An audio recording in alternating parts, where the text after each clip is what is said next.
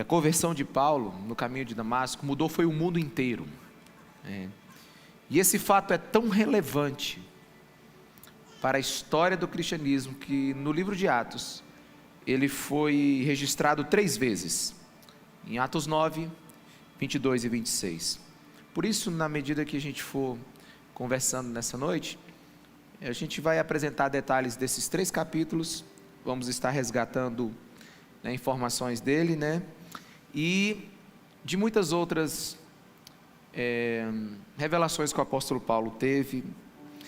E nós vamos chamar ele pelo seu nome latino, que é Paulo, e não pelo seu nome do judaico, que é Saulo. Então eu queria muito que você estivesse atento. Nós vamos ler 5 versículos, e meu desejo é que o Espírito Santo fale poderosamente ao seu coração. Amém? Quem tem fome de Jesus aqui nesse lugar? Pois peça para o Espírito Santo falar com você. Peça para Jesus falar com você, para você sair daqui cheio da convicção e do entendimento dele. Atos capítulo 9, versículo 1 diz assim: enquanto isso, Saulo ainda respirava ameaças de morte contra os discípulos do Senhor.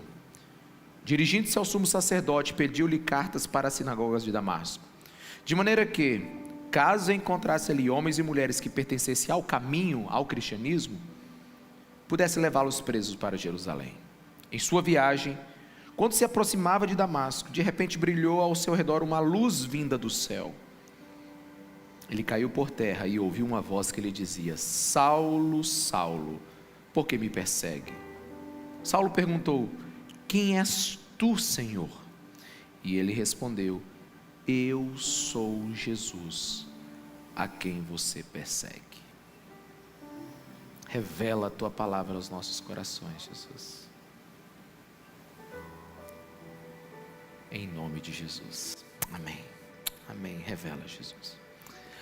Primeira coisa que a gente precisa entender para compreender esse grande encontro é conhecer Paulo. A gente precisa entender Paulo.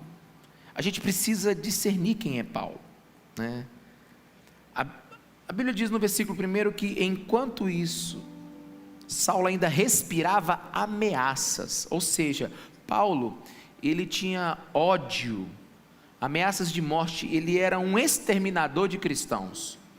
Ele castigava, prendia e autorizava a morte de alguns. E você precisa entender aqui que o ódio de Paulo não era diretamente aos cristãos. O ódio de Paulo era diretamente a Jesus Cristo.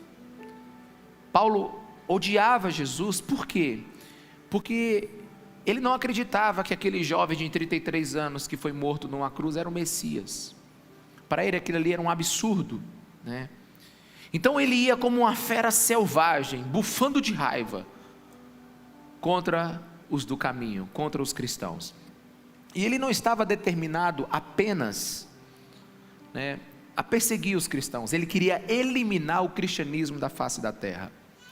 E se você perceber pelos próprios depoimentos de Paulo, você vai conhecer o coração dele. Ele diz em Atos 26, 11, ele diz assim: muitas vezes ia de uma sinagoga para outra a fim de castigá-los, os cristãos, e tentava forçá-los a blasfemar. Em minha fúria contra eles, cheguei aí às cidades estrangeiras para persegui-los. Uma pessoa somente blasfema quando ela é forçada através de um grande sofrimento. Paulo, ele era um torturador desumano. Ele parece mais um terrorista, um homem determinado a matar.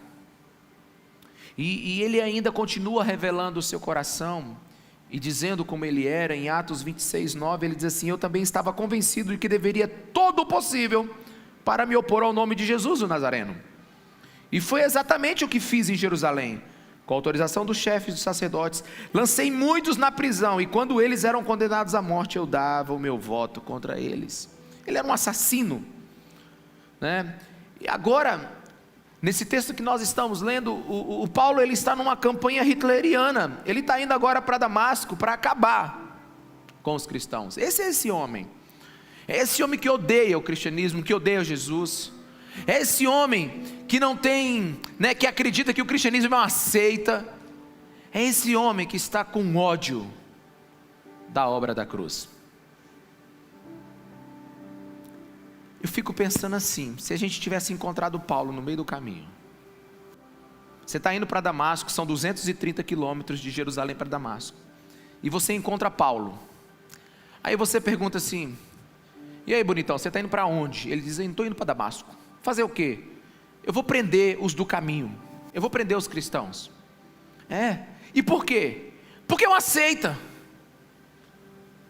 Porque é um bando de gente que acredita num João Ninguém, que apareceu de lugar nenhum, e que foi condenado e amaldiçoado numa cruz.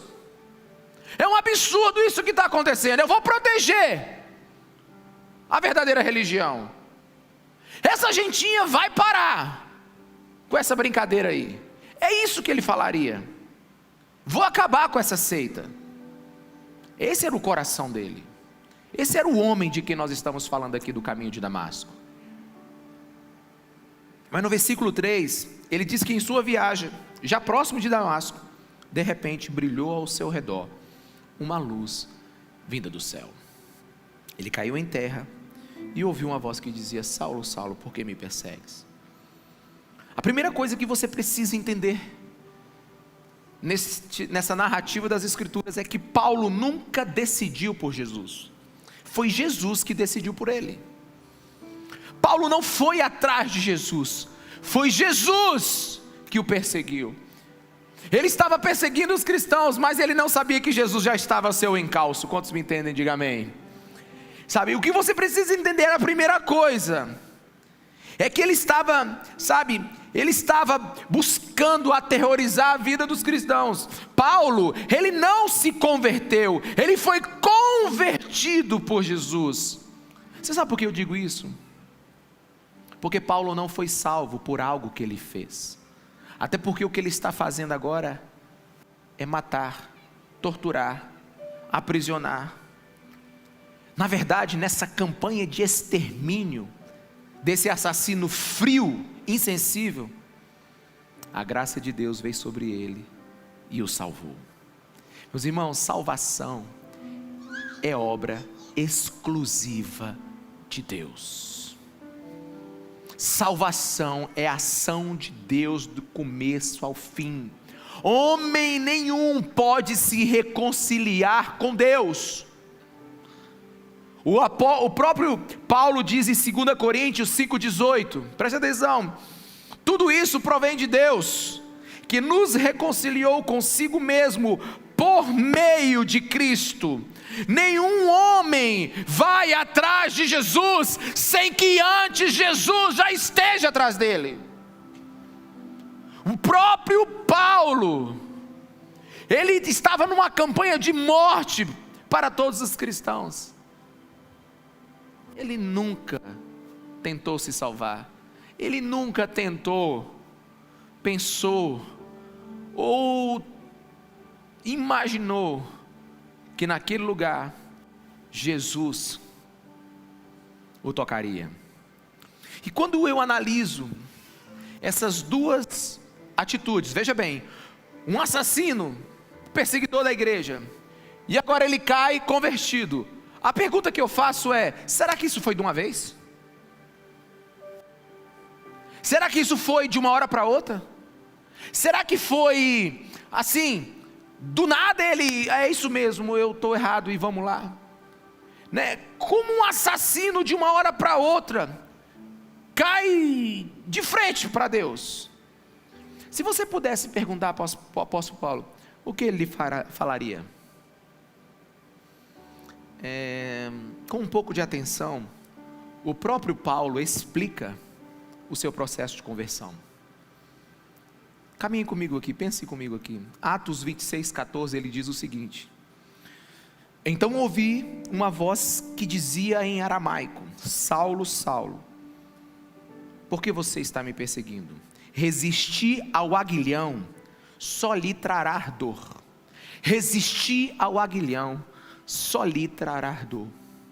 O próprio Jesus disse para Paulo, você está resistindo ao aguilhão e isso está lhe trazendo dor. O que é o aguilhão? O aguilhão, coloca aqui para mim. O aguilhão é uma vara com um ferrão na ponta. E ela era usada no arado de touros, principalmente quando esses touros ainda não estavam avançados. E a história, né? E Paulo está entendendo isso que Jesus está dizendo. No tempo de Jesus, a história conta que era colocado os bois no arado, e quando o boi ia devagar demais no arado, pegava o aguilhão e ferroava o boi. E sabe, um bom agricultor, ele não só ferroava o boi, ele mantinha o aguilhão numa distância da perna do boi, que se o boi desse um coice, ele bateria no aguilhão e se machucaria muito mais. Quantos estão me entendendo? Diga amém. O apóstolo Paulo ouviu de Jesus o seguinte: ei, você touro bravo, pare de resistir ao aguilhão na sua consciência, que já está te ferroando há tempos. Sabe, você, Paulo, você precisa parar de lutar e de insistir em resistir a Deus.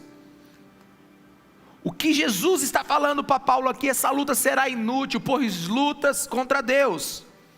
E quanto mais o boi lutava contra o ferrão do aguilhão, mais ele se machucava, até uma hora que ele desistia, ele era vencido pelo aguilhão. Quantos aqui me entenderam? Diga amém.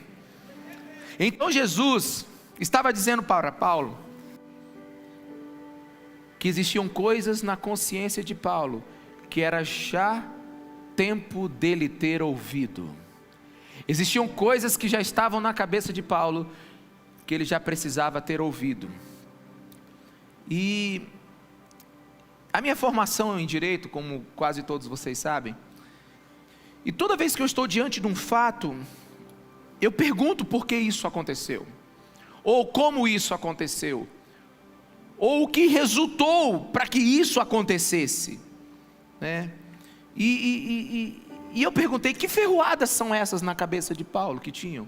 Se existia um aguilhão, um ferrão, que já estava, né, cutucando a consciência desse touro selvagem, quais seriam esses fatos? Quais seriam essas ferroadas?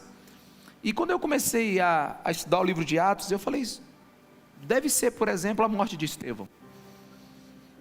A Bíblia diz que Paulo, ele consentiu com a morte de Estevão. A morte de Estevão latejava na cabeça de Paulo. A morte de Estevão estava na cabeça de Paulo enquanto ele tentava dormir. Mas como uma morte está na cabeça de um assassino que já matou tantos? Não foi a morte em si, mas como Estevão morreu. Estevão não morreu amaldiçoando, Estevão morreu orando. Estevão, ele não estava ali desesperado, ele estava com um rosto de anjo, calmo, como alguém que estava indo por um lugar melhor. Quantos me entendem? Diga amém. Eu imagino a cabeça desse homem, esse aguilhão ferroando a cabeça desse homem. Eu imagino esse homem tentando dormir e dizer como, ou por que Estevão pensava daquela maneira. Caminho eu com a minha imaginação aqui. Imagino Paulo, 230 quilômetros para Damasco, de cavalo ou a pé, não sei, e ele andando. Ele disse, será que Estevão viu mesmo Jesus assentado? Ele disse, que heresia, vamos para Damasco, vamos matar a gente. Sabe, eu imagino a cabeça dele o tempo todo lutando com aquela informação. Eu imagino aquele homem tendo aquele aguilhão direto na sua consciência. Também penso nas pessoas que ele matou, que ele torturou, aqueles cristãos morrendo glorificando a Deus, não negando a sua fé. Imagino ele perguntando, onde é que essas pessoas estão buscando essa fé? Onde é que esses homens encontram tanta coragem? Deixa eu te falar, algo estava acontecendo no íntimo de Paulo. Mas como um touro bravo, ele lutava contra a sua própria consciência. Deixa eu te falar uma coisa, não tenho dúvida nenhuma, que tem gente aqui que está lutando contra aguilhão na sua consciência há um bom tempo já. Tem gente aqui que está ferido de tanto lutar contra um aguilhão, contra uma voz de Deus que já trabalha no seu coração.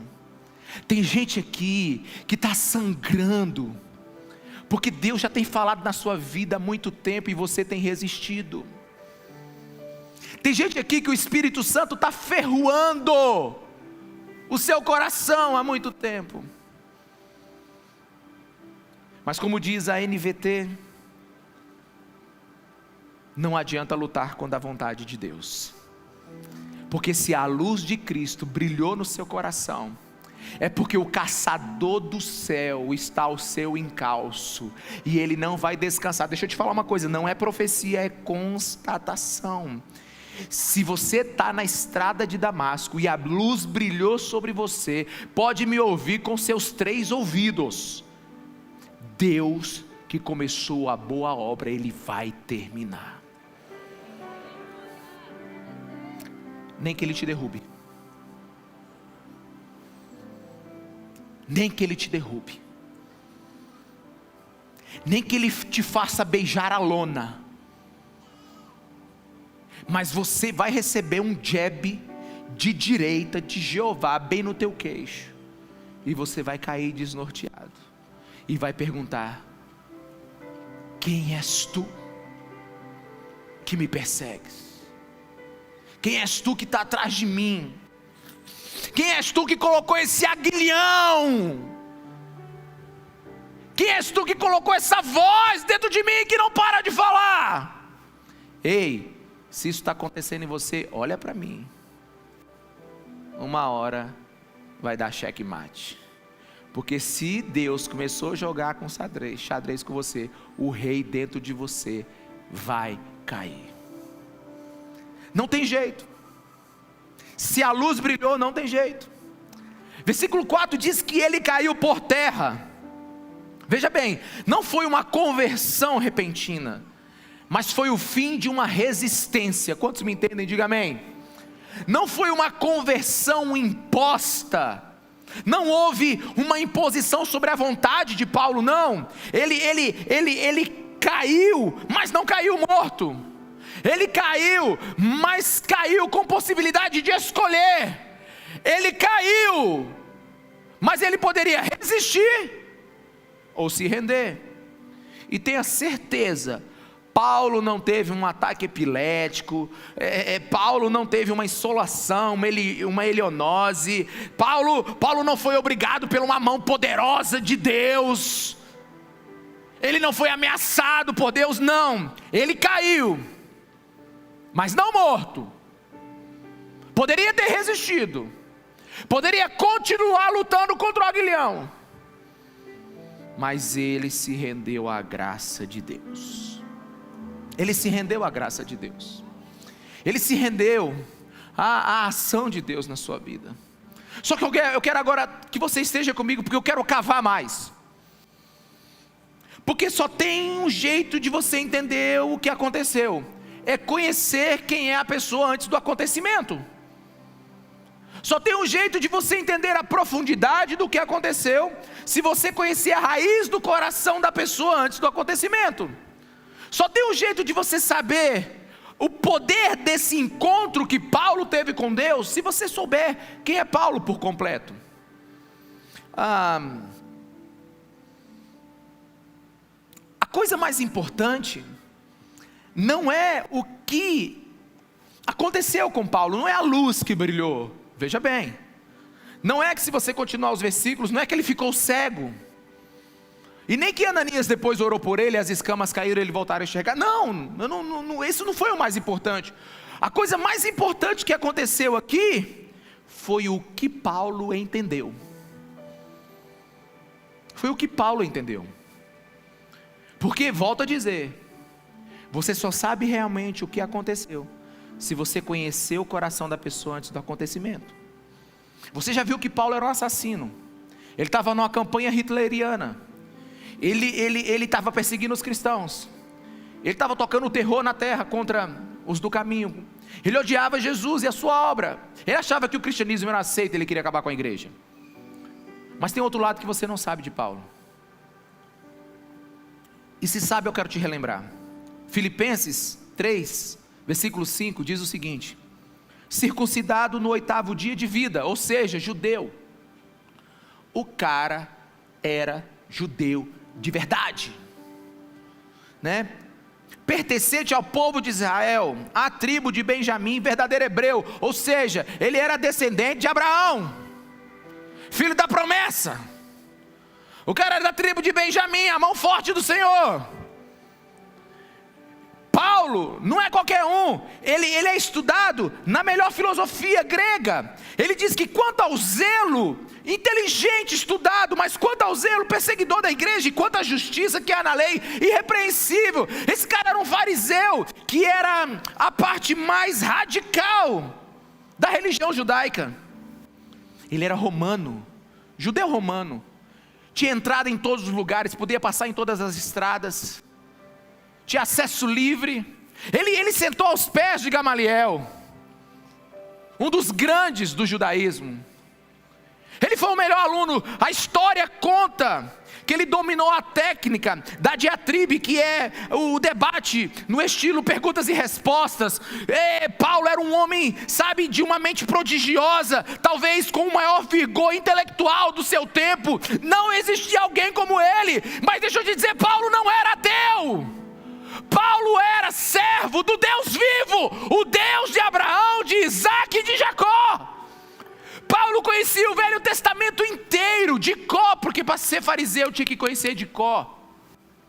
Ele sabia as profecias de cor, ele sabia as profecias de Isaías, de Jeremias, ele sabia o Gênesis, ele sabia o Êxodo, ele conhecia todas as escolas rabínicas. Ele era um homem inteligente, estudado, ele não era um qualquer, não. Ele orava para o Deus de Israel, ele conhecia, sabe, a Bíblia no seu tempo, ele jejuava, ele fazia sacrifícios. Esse era o homem. Ele estava determinado a fazer a vontade de Deus, perseguindo os cristãos. Paulo queria acabar com a idolatria, para poder abrir caminho para o verdadeiro Messias, que era o centro da sua fé. Paulo estava fazendo a coisa sincera. Ele ia para a igreja todo domingo. Ele fez CCC, fez CTL. Ele fez o encontro. Ele fez tudo. Ele cantava no Ministério de Louvor, ele tocava bateria. Ele pregava. Ele era um cara que estava dentro da religião dele por completo. Alguns historiadores dizem que ele seria possivelmente, não, sem dúvida, o próximo sumo sacerdote. Talvez ele fosse o sumo sacerdote mais novo de toda a história do judaísmo.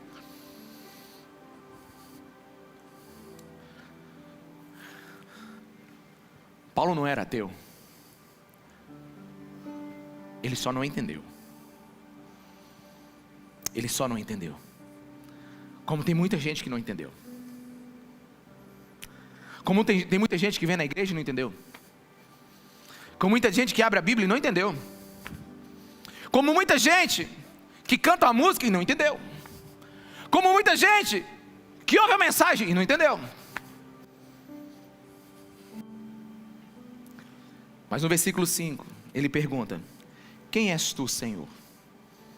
Essa palavra aqui no original é Kyrios,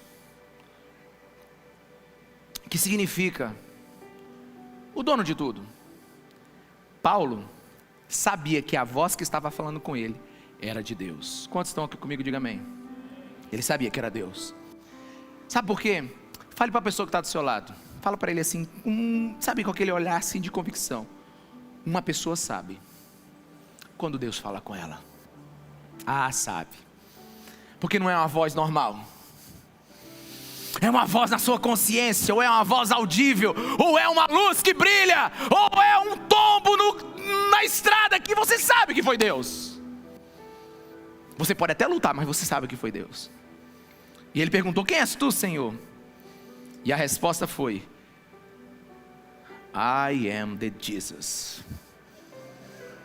Eu sou Jesus a quem você persegue. Não, você não entendeu. deixa eu te falar. Nessa hora, o mundo de Paulo explodiu, o HD dele travou, o processador dele fundiu.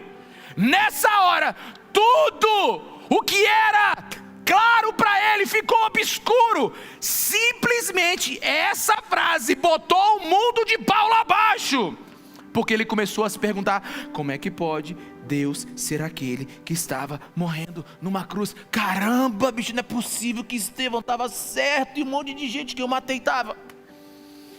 Não é possível que essa voz que está na minha consciência era isso, não é possível. Eu acho que ele começou a ter um troço aqui. Sabe por quê?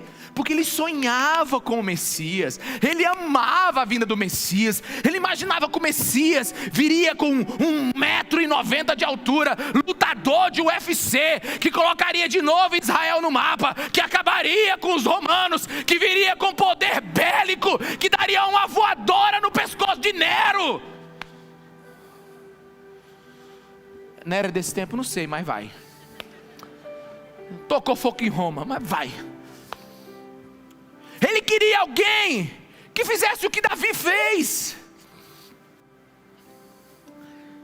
Ei, amigão, sou eu, Jesus. Ei, pirou a cabeça de Paulo, sabe por quê? Ele disse assim: me ensinaram que Deus é poder. Me ensinaram que Deus é poder. Me ensinaram que Deus é bravo. Me ensinaram que Deus toca o terror, Deus é justiça. Olha, me ensinaram na minha religião que você tem que andar na linha, senão o pau come. Me ensinaram na minha religião que se você faltar no culto de domingo, está amaldiçoado na segunda. Me ensinaram na minha igreja que, olha, falar mal de pastor me perde a língua. Sabe, Paulo tinha terror. É por isso que ele tocava o terror. Sentiu? Ele via Deus dessa maneira. Só que ele é um homem de perguntas, lembra? Se você ler as epístolas de Paulo, elas são como um homem respondendo a perguntas que não estão no livro. É assim, as epístolas de Paulo, elas são como alguém que perguntou, recebeu a resposta, mas não colocou a pergunta, só botou a resposta. São 13. Ele escreveu 13 livros. Assim, desculpa aí. Quantos livros você já escreveu na vida? Né? Pouca gente escreve. Agora você imagina, os 13 que você escreve vai para a Bíblia. Não, os 13, não fica nenhum fora. Tu imagina o que esse cara entendeu. Mas assim, a profundidade do entendimento é a profundidade do espanto. Quem está aqui comigo, diga amém. A profundidade do entendimento é a profundidade do espanto. O mundo de Paulo caiu. Eu imagino ele falando assim: peraí, se Jesus está falando comigo, é porque ele está vivo, né? Se ele está vivo, é porque ele ressuscitou. Se ele ressuscitou, Estevão está certo, porque ele não está mais aqui. E se ele é Deus, eu estou lascado, porque eu fiz tudo errado até agora. Não, tu sentiu a pressão? Quem está entendendo agora? Quem está entendendo agora? Você está entendendo agora o caminho de Damasco? Você está entendendo esse grande encontro? Ele simplesmente diz assim: será que eu acreditei tudo errado? Será que a minha vida foi colocado numa direção errada? Será que não é possível. A lei e os profetas estavam falando desse Jesus. Será que eu interpretei tudo errado da Bíblia? Será que eu lancei a minha existência num propósito errado? Não, pensa na crise do homem. Eu já estou ficando com peninha, né? Aí sim, aí que vem a melhor parte, porque o cara sabe o Velho Testamento de cor, né? Aí ele lembra de Isaías capítulo 9 para nós hoje. Para eles lá no tempo era um rolo só, não era dividido, mas ele lembra dessa parte das escrituras, que diz assim, Isaías 9:1: contudo, não haverá mais escuridão para os que estão aflitos. Versículo 2: o povo que caminhava em trevas viu uma grande luz. sobre os que viviam na terra, da sombra da morte raiou uma luz. Versículo 4: pois tu destruíste o jugo que os oprimia, a canga que estava sobre os seus ombros, e a vara de castigo do opressor, como no dia da derrota de Midian. 6: porque um menino nos nasceu, um filho nos foi dado, e o governo está sobre os seus ombros, e ele será chamado Maravilhoso, Conselheiro, Deus Poderoso, Pai Eterno, Príncipe da Paz, e ele estenderá o seu domínio, e haverá paz sem fim sobre o trono de Davi, sobre o seu reino. Ele diz: não é possível que esse seja Jesus,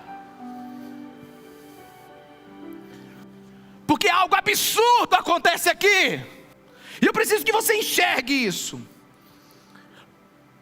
Paulo, eu sou Jesus.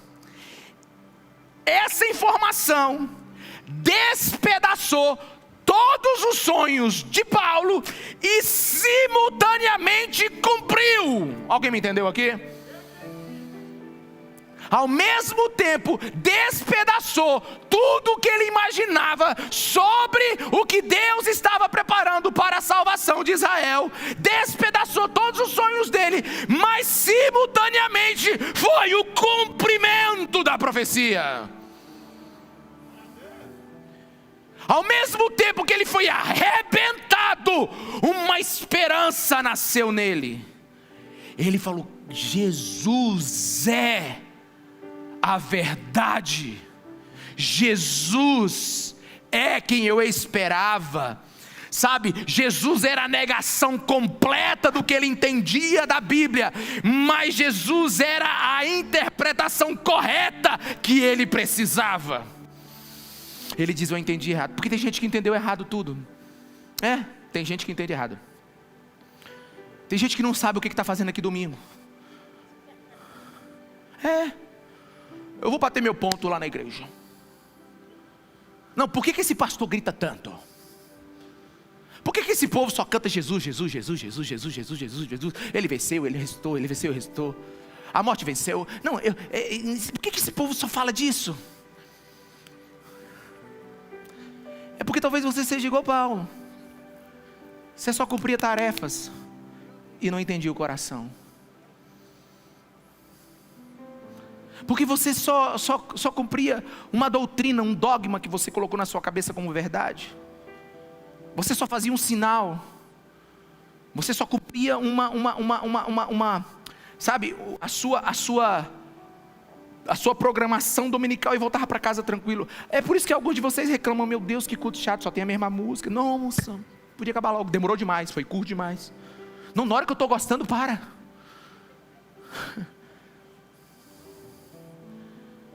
Esse povo da igreja é estranho. É porque você não entendeu. Sabe por quê? Ninguém está aqui porque o culto é bom. A gente está aqui porque Jesus é maravilhoso.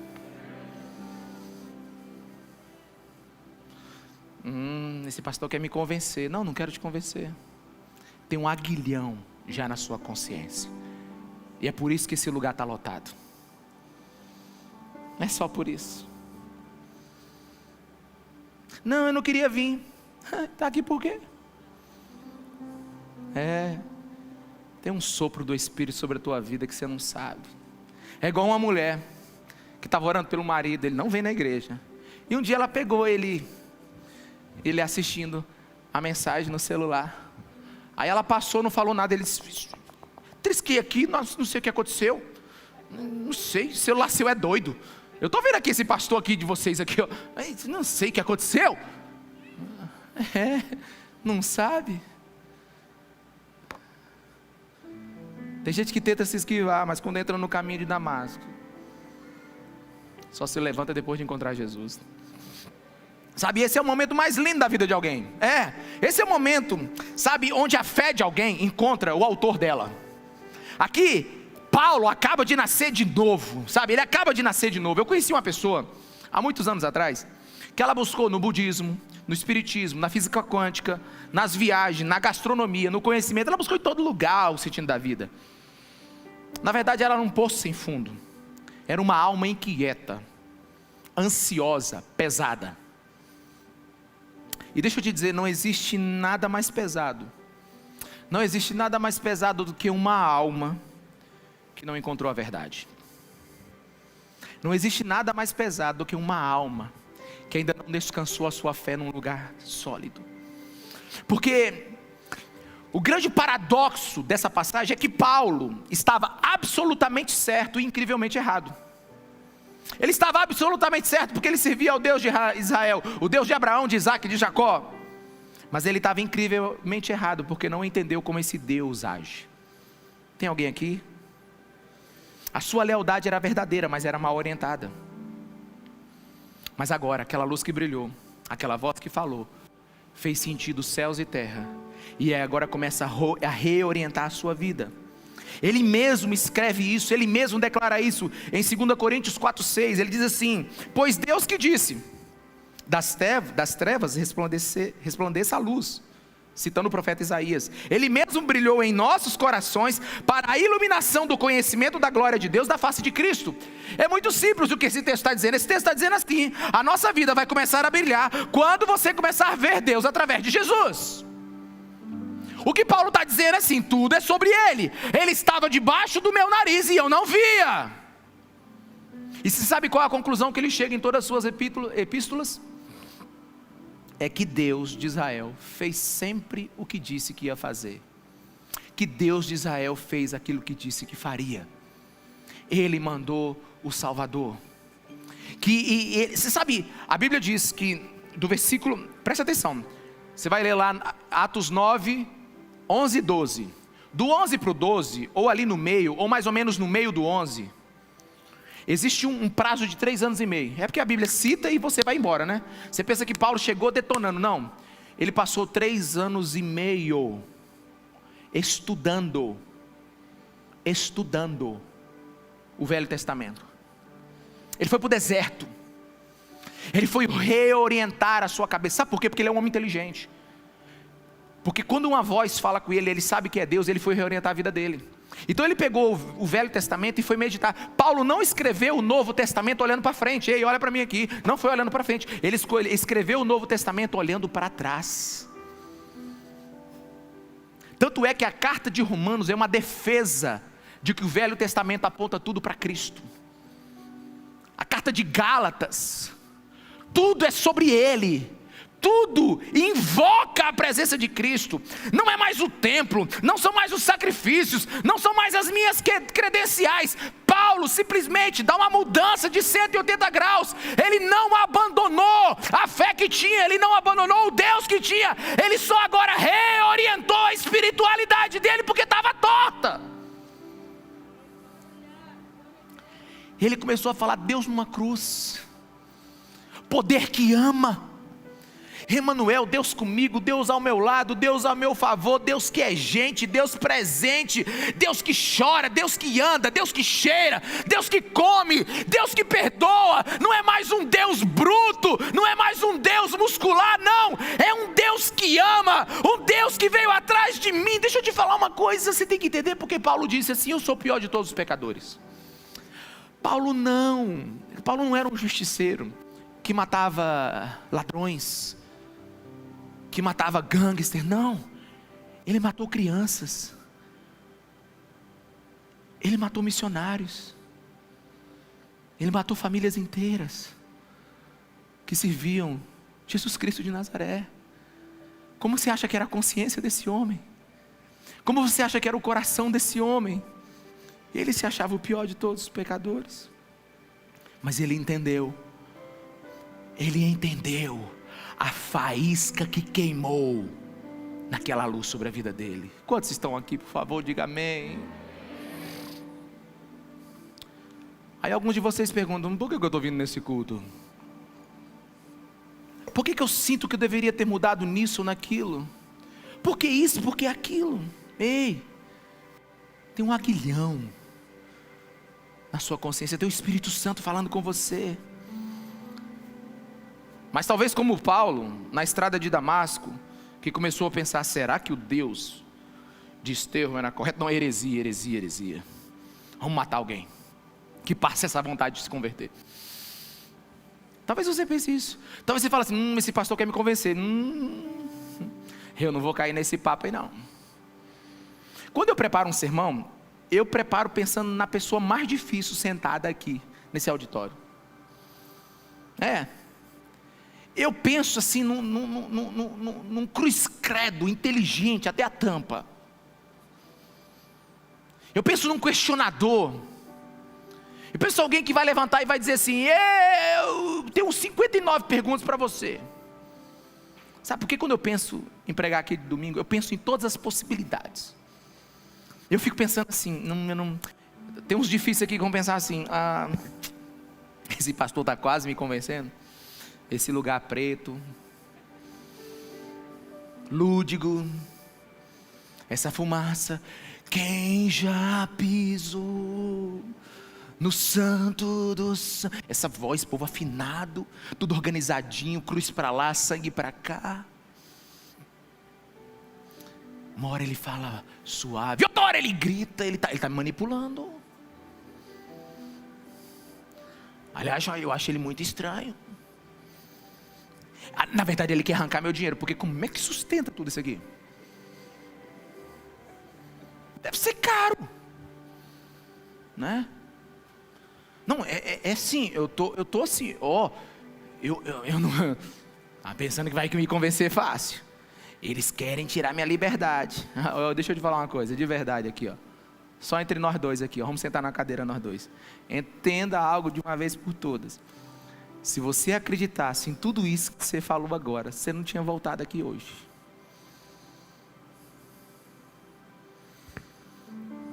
Você não estava sentado aí me ouvindo. Sabe por quê? Tem um aguilhão na tua consciência, meu amigo. E não sou eu. Não é retórica, é graça. E outra coisa, ninguém vai meter a mão na tua carteira. Isso é propriedade privada, amigo, é crime.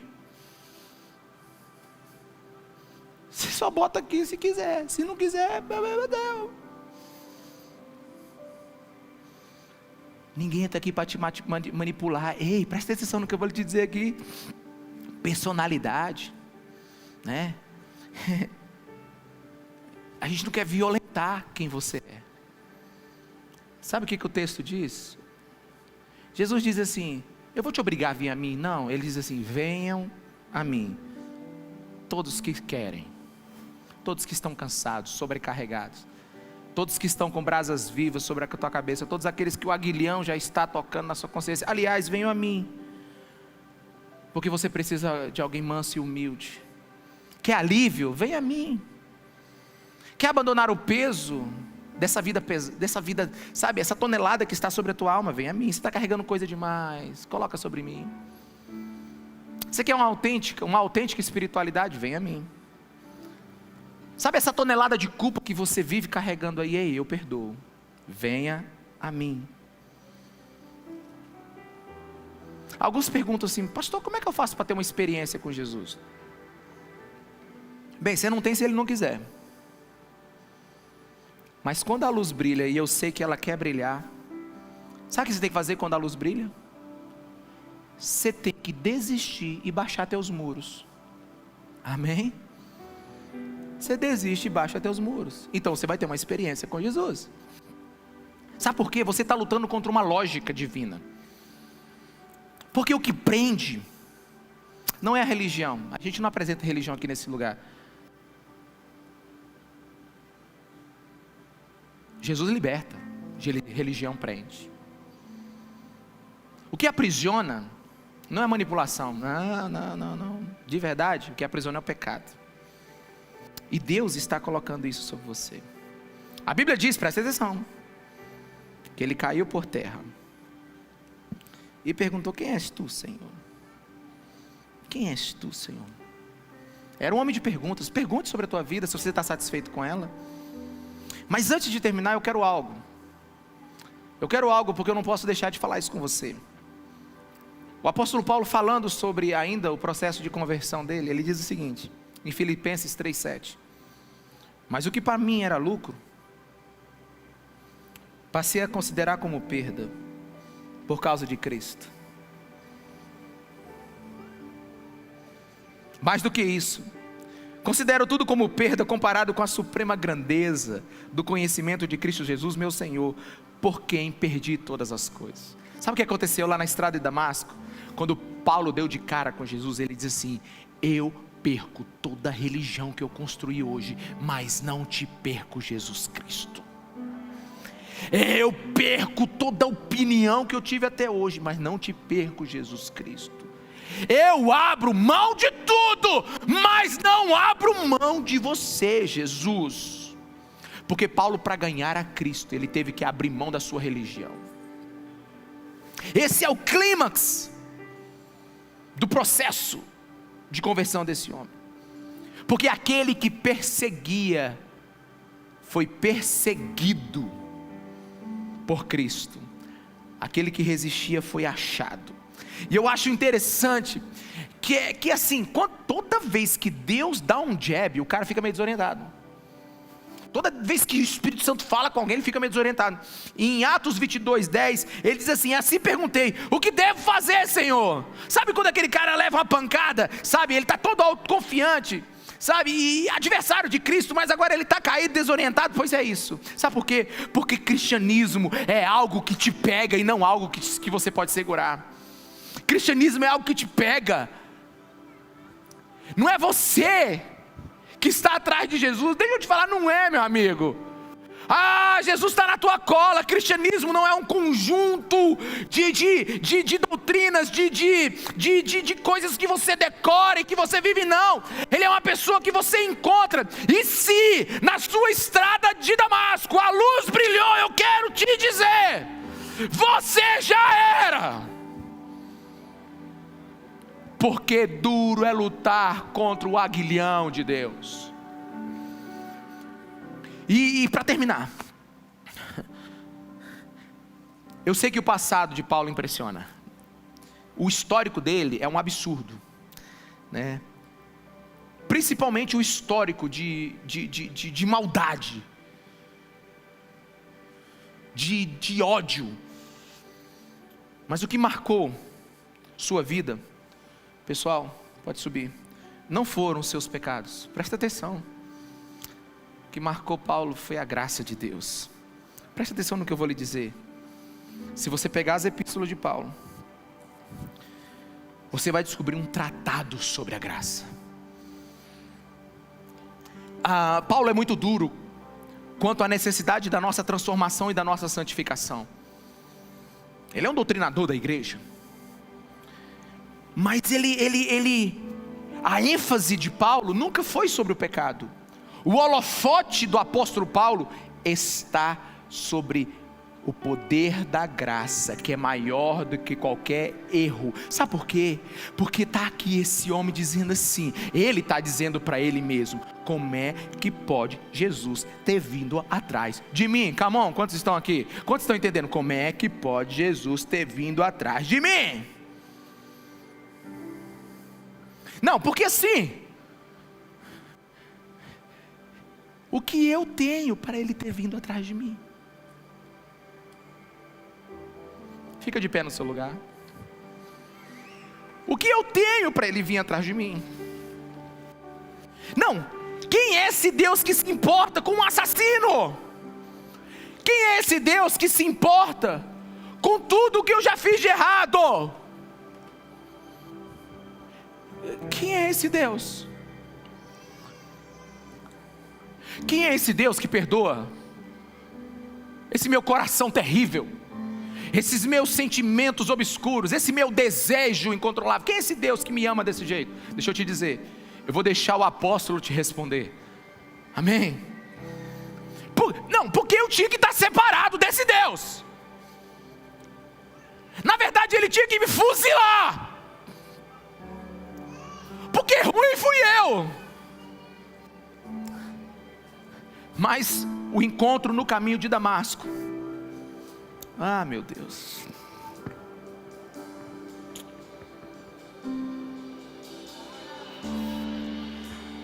como faz sentido para a minha vida isso. Ele